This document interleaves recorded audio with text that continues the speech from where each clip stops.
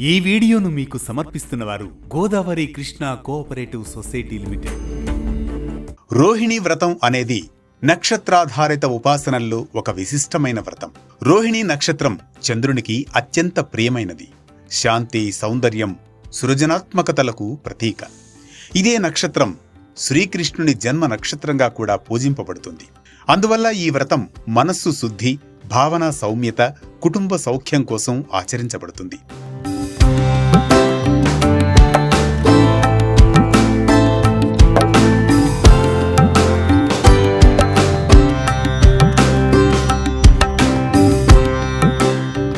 రోహిణీ వ్రతం మనకు ఒక అంతరార్థాన్ని నేర్పుతుంది. చంచలమైన మనస్సు ధర్మంలో స్థిరపడితేనే శాంతి లభిస్తుంది అని. రోహిణి అంటే ఆకర్షణ. మన మనస్సు ఏ దిశగా ఆకర్షితమవుతుందో మన జీవితం కూడా అదే దిశగా నడుస్తుంది. కాబట్టి ఈ వ్రతం ద్వారా మనస్సును దైవచింతన వైపు మళ్లించడం ప్రధాన ఉద్దేశం. ఈ వ్రతాన్ని ఎలా ఆచరించాలంటే ఉదయం స్నానం చేసి శుద్ధ చిత్తంతో సంకల్పం చేసుకోవాలి. ఉపవాసం లేదా ఫలాహారం పాటించడం శ్రేయస్కరం.